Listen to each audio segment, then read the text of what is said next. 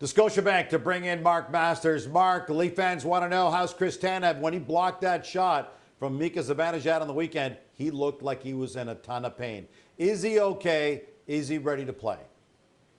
He is okay. He is ready to play. And he spoke to us this morning and he said, sometimes you just get hit in a spot and your leg goes dead. And that's what happened here on Saturday. He left the game. It did not look good. Of course, being Chris Tanev, he was back in the third period. Now, he did not play much down the stretch in that game, wasn't made available to the media afterwards. And that's what raised some eyebrows and some concern that maybe he might be hurt more significantly. But no, he was back in his usual spot this morning beside Morgan Rielly, ready to kill penalties here tonight. And that's important because the Leafs are getting a big test tonight against a Lightning team that has been hot, especially on the offensive side to start this season.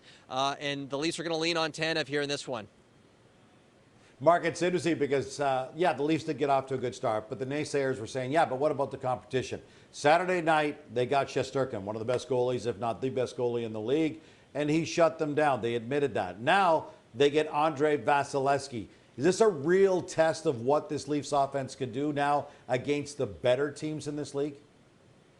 Yeah, and Shesterkin played really, really well, of course, here Saturday, but the Leafs were not happy with what they did in the offensive end. They felt like they did not do good enough job taking his eyes away, getting traffic to the net. So this is a great opportunity tonight to apply some of those lessons from Saturday's loss and create more chaos at the net front, and it would certainly help if the power play got clicking as well in terms of being a difference maker. So the Leafs see this as an immediate opportunity against another incredible goalie, perhaps one of the best in the business. John Tavares called him probably the most proven goalie in the game right now to really get back on track in the offensive end, get some cleaner touches in the offensive end, and just get some more traffic going to the net. You know what? For the last 16 years, whenever Tampa came to Toronto, people were always like, hey, make sure to speak to Steven Stamkos. What it's like being back and playing in his hometown. That's not happening now. But the Leafs do have to face Kucherov, who's been on fire in terms of score. He leads the league in goals scored so far this season. Yeah, Gino, not bad for a guy who had 100 assists last season. It's just incredible the start he's getting off to in the Tampa Bay dressing room. Victor Hedman, Braden Point talking about how Kucherov is shooting a lot more this season, so perhaps he's adjusting to not having Steven Stamkos as the trigger man there. And, Craig Berube said that the Lightning top line is as good as any line in the league right now. So the Leafs are going to have their hands full with Nikita Kucherov right now. And Tanev is still getting used to kind of the Eastern Conference right now. Remember, he was been in the West his whole career. He didn't even face Tampa last year with how he was moving around. So his first look at Kucherov in this Lightning offense in a couple of years. And so the Leafs will have their work cut out for them in this one. The good news is that defensively, that's been their strength really to start this season. Only 5-on-5 goals allowed early in this year. And that top four on defense has been really good. Oliver Ekman-Larsson's having a great start alongside Jake McCabe. And then Rielly and Tanev have delivered as advertised on that top pair. So the defense will be tested, but they like what they've done so far. This time last year, we were talking about, do the Leafs have good enough defense to win?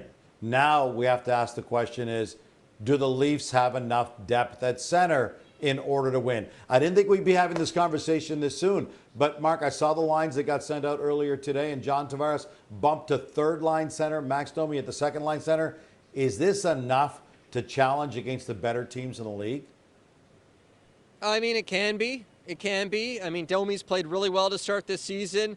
Remember, Max Domi filled in for Austin Matthews as a center during the playoff series against Boston, and the Leafs won those 2 games, and Domi looked really good. So he's shown that in his career for spurts. Definitely. I'm not sure over the course of a whole season if maybe the defensive side might catch up with him, but for spurts, for sure, he can deliver really solid play at the center ice position. In terms of Tavares, he's getting on in years, and I think with Tavares, he's got the 2 goals in the 4 games, one on the power play kind of in garbage time against the LA Kings, but you also have to remember he had that illness. Gino, you and I talked about it. He said he lost 8 pounds. It really took a lot out of him. I think we saw that affect him in the last 2 games especially.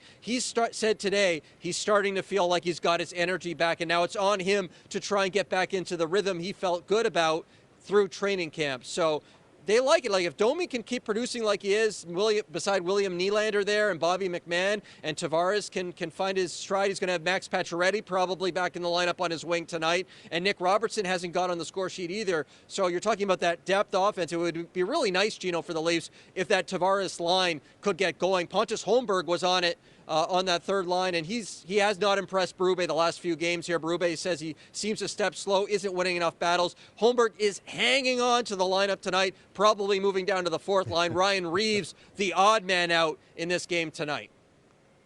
Yeah, Reeves comes out. Max Pacioretty comes in after being a healthy scratch the last 2 games. When the Leafs signed him, Mark, we knew up front this guy was going to have to take some nights off because otherwise he couldn't stay healthy, and they really, really need him to be 100% healthy for the playoffs. How's he feeling about now seeing those healthy scratches, and now he gets a chance to get back in the lineup?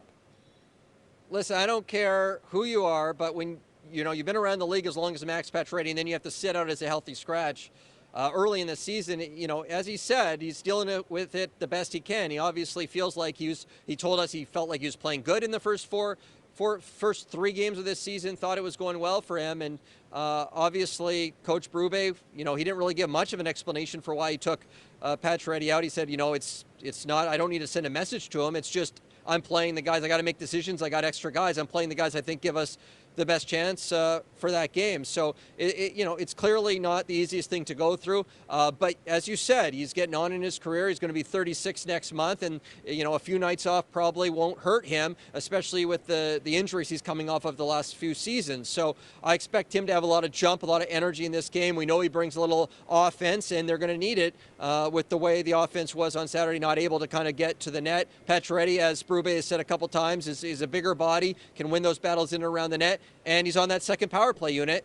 And Berube made a point of saying he thought the second power play unit looked great this morning, Gino. The other thing is he didn't say anything about the top unit and what they looked like, but he said that the second unit looked good. So avoid the obvious. You can read into that how you want. Exactly. Well, the top unit hasn't been clicking, right? And they're on the hot seat. No. And Mitch Marner said they've been too cute. And apparently, I guess, based on that answer this morning, Berube didn't love what he saw from them. So I'll be intrigued to see if the top unit isn't firing tonight, if he turns to Max Pacioretty in that second unit a little bit more. Top unit not clicking is a huge understatement. Okay, so Stolarz lost on Saturday night, but he got out-goalied by Shesterkin, and he played really well.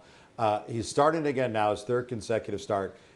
It's we got to ask about Joseph Woll. Now the Leafs are looking at back-to-back games. They got Columbus right after this game.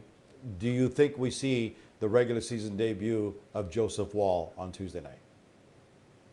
It's possible.